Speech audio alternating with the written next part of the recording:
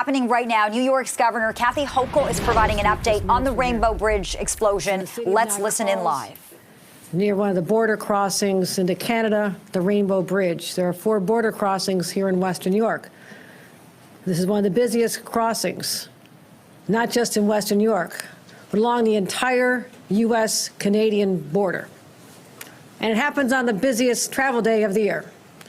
So naturally, in a time of heightened alert, everyone sprang into action. It crashed into a Customs and Border Patrol booth, and the car and the booth immediately exploded. Burst into flames. I saw the video of an airborne vehicle that was absolutely surreal. You actually had to look at it and say, was this generated by AI? Because it was so surreal to see how high in the air this vehicle went, and then the crash and the explosion and the fire. That video will be released very shortly. As I said, we're not aware of any threats to this area, but I state the caveat that the investigation is ongoing. If you can imagine, this vehicle basically incinerated. Nothing is left but the engine. The pieces are scattered over 13, 14 booths. So it is a large scene, and it's going to take a lot of time for our federal law enforcement partners, who are with me here today and I'll identify, to be able to piece together the real story, to identify the make of the car. Obviously, there is not a license plate. I've been briefed by law enforcement for the last hour. New York State Police, Colonel Andy Crow, Colonel Allen, other law enforcement officials. I've been joined by Andy Bowker, who's the special agent in charge of the Customs and Border Patrol. I was also briefed by the SAC from the FBI. Also is on the phone with Secretary of Homeland Security Mayorkas. The FBI Director, Christopher Bray, has reached out. The White House has reached out. My staff has been in communication with all of them. I spoke with Senator Schumer, Senator Gillibrand, Congressman Higgins, local law enforcement, as well as local elected officials, because the world is watching to find out what happened here. And again, at a time when there's such high anxiety, stress levels are already high, and we've been on heightened alert since October 7th.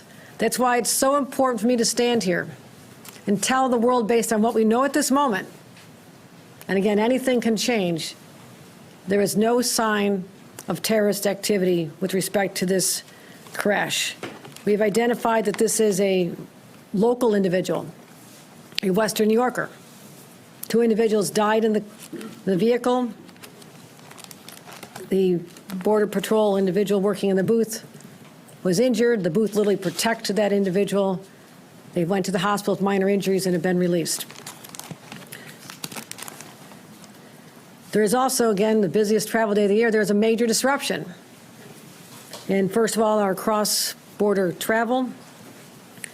Right now, the Rainbow Bridge will remain closed while law enforcement continues investigation. Again, this is a large, widely scattered scene, and we're trying to identify all the elements to make sure that there is no unforeseen situations that we need to address before we can open again to the public. We're going to make sure the public is safe before they go back on the Rainbow Bridge. Also make sure the structural integrity of the booths. Also very important. Our state DOT will be involved in that as well. The Whirlpool Bridge and Lewiston Queenston Bridge opening early this evening, probably open by now. Can anybody confirm that? Yeah. We're open now. Okay, they are open now. There's been a lot of people trying to get across. I appreciate that. The Peace Bridge, which was open, is already reopened half an hour ago. For those traveling by train, unfortunately, Amtrak has temporarily suspended its cross-border service between New York State and Canada. And at the Buffalo Airport, despite early reports, the Buffalo Airport was never closed and everything is normal. Domestic flights are still active. There has been no cessation in service there. What I want to do at this time is extend my extreme gratitude to all of our partners, Customs and Border Patrol, Homeland Security, FBI, our state police, local sheriffs from Niagara County, Erie County, all stepped up to assist in trying to identify what exactly transpired here beginning at 11:27 a.m. this morning. They gave up their time from their families. They showed up. They reminded us that there are people who put on a uniform every single day, put themselves in harm's way. The people out there on that bridge, in the immediate aftermath of what happened, unknown, the source, the cause of this explosion, were out there doing their jobs. So I want to pause to give them just the gratitude of a governor and 20 million New Yorkers who sleep better at night because of their willingness to do this. They run toward danger. They should be with their families today, but they will not be. This investigation will go on for a number of days, and that's why we will not have any further answers at this time as to the individuals involved, the deceased, any motivation, and there's a lot of unanswered questions. But at this time, we just need to dial down the temperature right now, and that's what I plan to do as governor. Just let everybody know all is well. We're investigating. More information could arise, but based on the preliminary investigation, no sign of terrorist involvement in the horrific explosion that occurred here in Western New York. Any questions? Governor Hochul, can you explain what you're basing that determination on, that there was no terrorist activity here, and instead calling this a horrific accident? That's based on my briefings with experienced law enforcement, with the FBI, Homeland Security, and the Customs and Border Protection. They brought experts.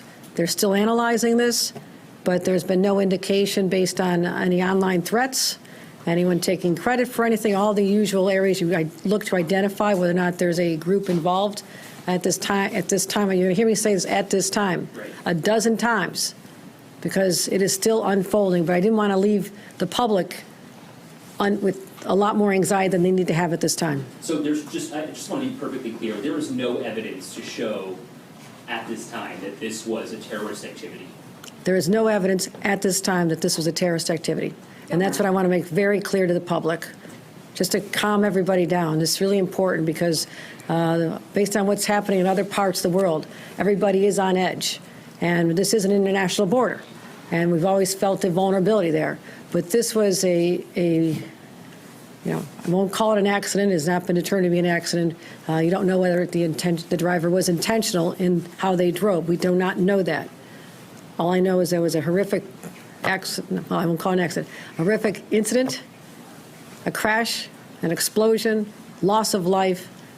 But at this time, no known terrorist connection. Governor, we saw agents canvassing the neighborhood, specifically near the casino and on Niagara Street. Is there a reason why? Our sources are telling us this couple may have left the casino and were on their way to Toronto. I can't confirm where the car originated at this time, but there is suspicion that the vehicle may have originated in that vicinity. I'm sorry, can you just clarify, of Niagara Falls, or where that car may have originated? Within the city. Of Niagara Falls? Not saying it's a local resident. I'm saying that it's a Western New York resident who was most likely in that vicinity prior to the high rate of speed, extraordinarily high rate of speed that led to the crash into the median that sent the vehicle airborne. And when you see this video, your jaw will drop in disbelief at how this went so high over an 8-foot high fence. It's rather extraordinary. Time for one more. Can you just walk us through the idea, the decision to close all border crossings in Western New York? What went into that, and can you walk us through the sheer magnitude of that kind of decision? I'm going to turn it over to the representative from the Customs and Border Patrol, special agent in charge. That would be Aaron Balker. Yeah. Or would you like to address the decision made to close the border? Thank you, Governor. I think anytime you have an incident like this, you want to take an abundance of precaution to protect not only the staff and personnel, but also the public. Mm-hmm. So you make a quick decision like that, and then to go back based on the totality of circumstances, working with law enforcement partners to reopen, we are reopened. Can you walk us through the man who was hurt, the agent? Was it a customs agent or was it a border protection? It was a Customs and Border Protection officer. Out of an abundance of precaution, based on some minor injuries, went to the hospital, was treated and released. And what have your conversations with that person been? I'm not going to get into any other further details at this time. A veteran of the force, or how long? Just going to leave it at that it was an employee. Have you ruled out suicide? I'm sorry? Have you ruled out suicide? It's an ongoing investigation, so we're not going to say anything else at this time. Did you say how many people were injured at the scene? Just the one, or was there multiple injuries? From our employees, it was one employee. One employee. And then- I think that's something, and it's something we should be grateful for. When you look at the scale of the scene, of how far the pieces of this vehicle exploded and scattered, the fact that other people in other vehicles, and there's been some damage to other vehicles, I mean, you can imagine the lines were long, many booths. And this is not an isolated late-night occurrence. This is the busiest travel day of the year at 11:27 in the morning. People are on the road, so it was a very congested area, and thank God there was no one else injured. It could have been much more cataclysmic. And so, but thank you all for coming out. I appreciate your attention and helping us let the public know to dial back the anxiety associated with this event. Thank you. Thanks, everybody. All right. Another development in this major breaking news. We just heard from New York's Governor Kathy Hochul providing an update on the Rainbow Bridge explosion. She says at this point, there is no indication that this was a terror attack, acknowledging that it happened during one of the busiest travel times of the year, right before American Thanksgiving, at a time when tensions are high because of the Israel-Hamas war. But she says there are no known threats to the area. An investigation is underway to piece together the real story. As she says, the world watches to find out what exactly happened. Yeah, Governor Hochul also said she described the video as absolutely surreal.